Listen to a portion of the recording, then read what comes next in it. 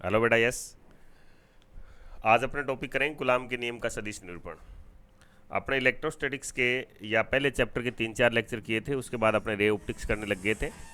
अब इसको रीस्टार्ट कर रहे हैं। अपने 4 लेक्चर हुए थे उसके तुरंत बाद कूलाम के नियम तक कराया था आपको मैंने।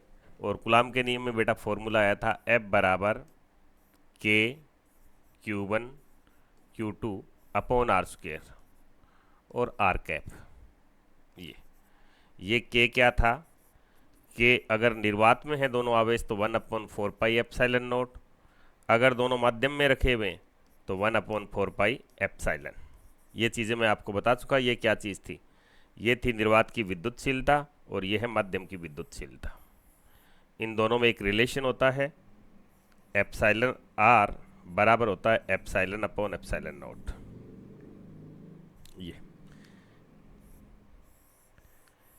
ये है आपेक्षिक विद्युतशीलता, ये है माध्यम की विद्युतशीलता और ये है निर्वात की विद्युतशीलता। कूलाम के नियम के सदिश निरूपण में हम ये पढ़ेंगे कि कूलाम का नियम होता है वो गति के तीसरे नियम की अनुपालना करता है। यानी न्यूटन का जो तीसरा नियम है क्रिया प्रतिक्रिया का नियम, वह उसकी अनुपालना करता है। वैसे वैसे इसका आंसर आएगा कि पहला आवेश दूसरे आवेश पर जितना बल लगाएगा, दूसरा आवेश पहले आवेश पर उतना ही बल लगा देगा, लेकिन दोनों की दिशा विपरीत रहेगी। अर्थात दोनों आवेशों के द्वारा एक दूसरे पर लगने वाले बल परिमाण में बराबर होंगे बट दिशा में विपरीत होंगे। तो कई बार बोर्ड इससे पूछ लेता क्वेश्चन कि कूलाम के नियम से क्या गति के तीसरे नियम की पालना करता है, यदि करता है तो इसे सिद्ध कीजिए। या कूलाम का नियम गति के कौन से नियम की अनुपालना करता है, तो उसका आंसर हो जाएगा क्रिया प्रतिक्रिया नियम, अर्थात गति के तीसरे नियम की पालना करता है। अपने एक कोऑर्डिनेट सिस्टम लेते हैं।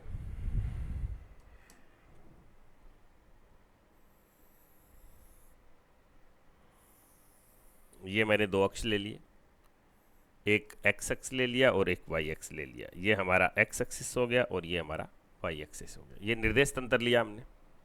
अब इस निर्देश तंत्र में दो आवेश लेते हैं जिनकी पोजीशन शो कर देंगे। ये मेरे पास Q1 आवेश है और ये मेरे पास Q2 आवेश है। इन दोनों के जो पोजीशन वेक्टर्स हैं वो देखो, आपको मैं इधर से बना करके ही दिखा दूं तो आपको प्रॉपरली समझ में आ जाए पोजीशन वेक्टर क्या होता है। इसका पोजीशन वेक्टर हो गया बेटा ये वाला, और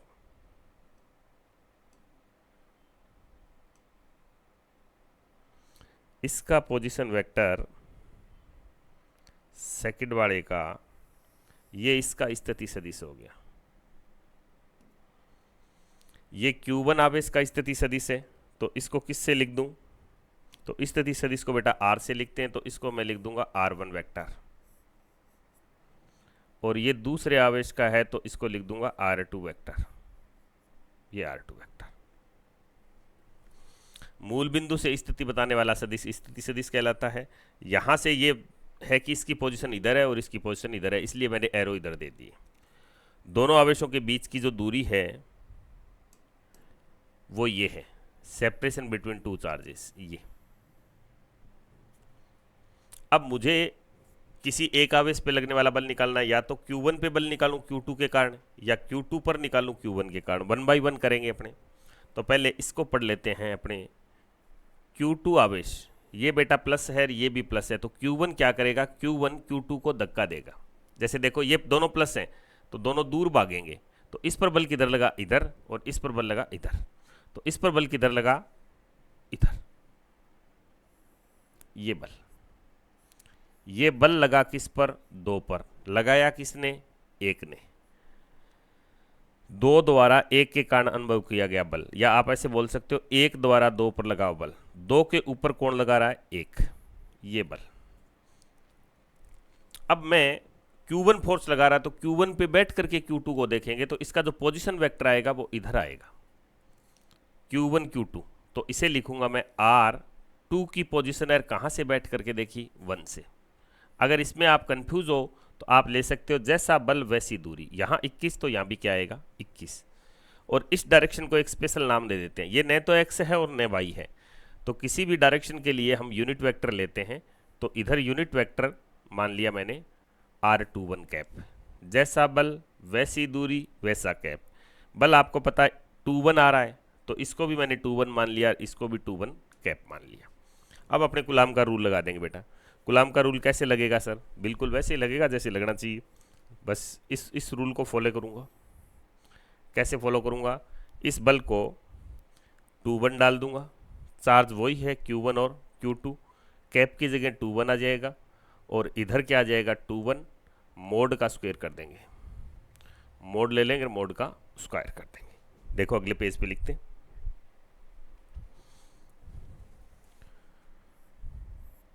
दो नंबर चार्ज पे 1 नंबर चार्ज ने लगाया फोर्स, के इलेक्ट्रोस्टैटिक कांस्टेंट, इंटरेक्शन में चार्ज हैं Q1 और Q2, और बटा बीच का दूरी का वर्ग लिखते हैं। तो दूरी देखो क्या है, दूरी ये है, वेक्टर फॉर्म में लिखी है तो इसको मोड ले लेंगे विदाउट डायरेक्शन। तो इसे क्या लिख दूं, R21 वेक्टर का मोड, और दूरी का स्क्वायर लेना है मेरे को, तो मोड का क्या कर दिया जाए, स्क्वायर। बल एक सदिश राशि है तो ऊपर सदिश लगा दिया हमने, और इधर जैसी दूरी वैसा कैप, तो R21 कैप ये लिख दिया। F21 vector is equal to, के को ज़्यादा चाहो तो चेंज कर लो, 1/4 पाई एप्साइलन नोट अगर निर्वात में है तो, और माध्य में होंगे तो क्या आ जाएगा एप्साइलन। चार्ज कौन सा, Q1 और Q2। अब देखो इधर आपने यूनिट वेक्टर एकांक सदिश 11th क्लास में पढ़ा है कि एक कैप बराबर होता है सदिश बटा सदिश का मापांक या सदिश का परिमाण। ये ए कैप होता है a vector upon mod of a vector. तो ऐसे इसको लिखूं R21 कैप, तो क्या लिखूंगा, R21 vector upon mod of R21, इसकी तरह ही ऊपर आएगा vector, vector upon mod of vector. तो बेटा इसको चेंज करूंगा मैं, इसको चेंज करूंगा तो इधर क्या लिखूंगा, इधर लिखूंगा R21 vector upon mod of R21 vector, और इसके डिवाइड में क्या चल रहा है, इसके डिवाइड में ये चल रहा है R21 वेक्टर का स्क्वायर। अब इन दोनों को देखो, नीचे वालों को देखो, इन दोनों की शक्ल एकदम एक जैसी है, ये और ये, आधार सेम है तो घातों का योग हो जाएगा। इसकी पावर कितनी है 2, और इसकी पावर कितनी है 1, तो ये कितनी हो जाएगी 3 हो जाएगी। क्या सर ये इसके जैसा है? ना बेटा, इसका मोड है, इसका भी मोड है, ये दोनों तो एक जैसे हैं, लेकिन इसका मोड नहीं है, इसमें डायरेक्शन है। तो अगले स्टेप में इसको क्या लिखूंगा, अगले में लिखूंगा F21 वेक्टर सदिश 1/4 pi epsilon note, okay sir, Q1 Q2 upon क्या लिख दिया जाए बेटा, मोड ऑफ R21 वेक्टर का क्यूब, और इधर क्या है, इधर है R21 वेक्टर। ये चीज़ें सेम है या अलग अलग है? अलग अलग है बेटा, ये वेक्टर में है और ये वेक्टर का मोड लिया हुआ है, ये केवल मापांक है, और ये मापांक प्लस डायरेक्शन दोनों है। ठीक है, अगले पे चलो, पेज पे, ओके। F21 वेक्टर बराबर मेरे पास मान क्या आया, 1/4 pi epsilon note Q1 Q2 upon R21 vector का मोड, और इसकी पावर बन गई थी 3, और इधर आपके पास था R21 वेक्टर। अब देखो बेटा, इधर ट्राइंगल में आना पड़ेगा आपको, 11वीं का रूल लगाऊंगा मैं इधर वेक्टर का। देखो इसकी डायरेक्शन इधर है, इसकी डायरेक्शन इधर है, ये एक ट्राइंगल बन रहा है, त्रिभुज बन रहा है। त्रिभुज में दो भुजाएं एक दिशा में है, तो तीसरी जो विपरीत दिशा में होती है और त्रिभुज का निर्माण करती है, वो दोनों के जोड़ के बराबर होता है। देखो ये दोनों सेम ऑर्डर में, और ये कैसे ऑर्डर में, अपोजिट में, तो ये प्लस ये बराबर ये, तो क्या लिखूं इसको, R1 vector plus R21 vector, ये दोनों सेम ऑर्डर में इसलिए जोड़ दिया, ये अपोजिट ऑर्डर में है तो इन दोनों के योग के बराबर हो जाएगी। तो इधर से इसका मान चाहिए अपने को, तो R21 vector is equal to क्या आया, R2 vector minus R1 vector. इसको आप डायरेक्ट याद रख सकते हो, अगर यहाँ 2 1 है तो 2 में से 1 घट जाएगा, ये इसकी ट्रिक हो जाएगी। अगर ये R21 है तो R2 माइनस R1, अगर ये R12 होता तो 1 माइनस 2, अगर R35 होता तो R3 माइनस R5। बाकी रूल से बता दिया मैंने, ऐसे हो जाएगा। अभी हमने प्रूफ किया कि R21 वेक्टर को हम क्या लिख सकते हैं, R2 vector minus R1 vector, त्रिभुज सदिश योग नियम से लिख सकते हैं ऐसे। ये दोनों वैल्यूज पुट करूंगा।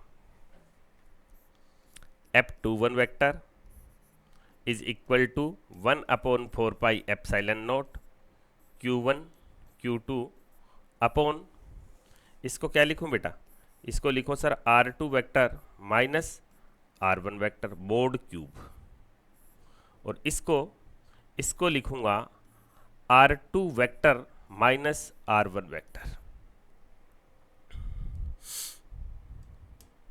इसका मोड नहीं है भैया, ये पीले वाला जो लगा रहा हूं वो मैं छोटा ब्रैकेट लगा रहा हूं, ये मोड नहीं है, और ये मोड है, ये सीधी जो लाइनें लगी हुई मोड है।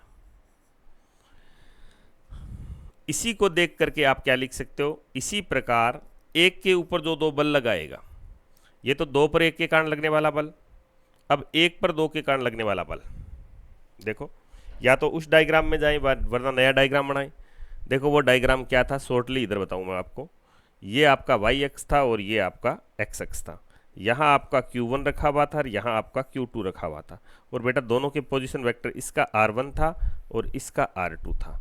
अभी हमने इसके ऊपर फोर्स पड़ा था, अब इसके ऊपर फोर्स पड़ने जा रहे हैं 1 पे लगाएगा कौन, जैसे दोनों प्रतिकर्षित होंगे तो ऐसे होंगे, तो इस पर फोर्स किधर लगा, इधर, ये लगेगा। कौन सा, F1 पर लगाया किसने, 2 ने, तो F12।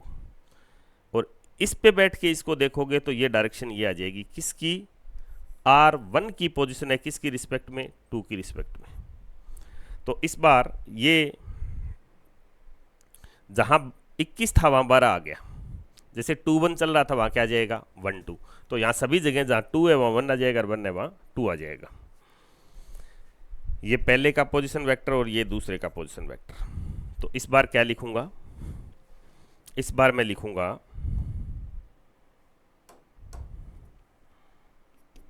1/4 pi epsilon not. तो इसमें तो फर्क पड़ने वाला है नहीं, ये तो कांस्टेंट है। Q1 Q2, तो इसको Q2 Q1 लिखोगे तो बात तो बराबर ही है, तो मैंने लिख दिया Q1 Q2 अपॉन, इसमें देखो इसको क्या लिखोगे आप, मोड वाले को, R1 vector minus R2 vector. 1 की जगह 2 डाल दिया, 2 की जगह 1 डाल दिया, लेकिन है तो मोड ही ना। ये मोड का मतलब ये केवल अंतर देखना है, प्लस का आंसर कितना डिफरेंस है ये देखना, कितना डिफरेंस है।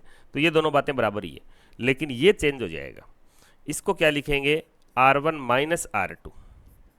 अब गौर से सुनना बेटा बात को, देखो अगर ये इक्वेशन हमारी फर्स्ट है और ये इक्वेशन सेकंड है, तो इसमें ये तो बराबर हैं, ये भी बराबर है, और नीचे वाला मोड लेने के कारण बराबर हो गया है। तो R2 माइनस R1, ये है R1 माइनस R2, लेकिन प्लस मान ही लेना है, यानी इसका मापांक ले लिया, इसका मापांक, तो ये बराबर है। लेकिन ये है R2 माइनस R1 डायरेक्शन और ये है R1 R2 डायरेक्शन। तो वो डायरेक्शन तो किधर थी, वो तो इधर थी फोर्स की, और ये आई इधर। तो आपको खुद को ही पता चला दोनों कैसी डायरेक्शन में, सर अपोजिट डायरेक्शन में दोनों के दोनों। तो बल मान में बराबर है और दिशा में विपरीत है। तो मैं लिख सकता हूं कि F21 का जो आंसर है वो बराबर है मान में तो किसके, F12 के, लेकिन दिशा में कैसे, विपरीत। ऐसे ही लिखा जाता है गति का तीसरा नियम, दोनों बल मान में बराबर है और दिशा में विपरीत। या आप ऐसे लिख सकते हो 1-2 बराबर है माइनस F21, बात एक ही है, दोनों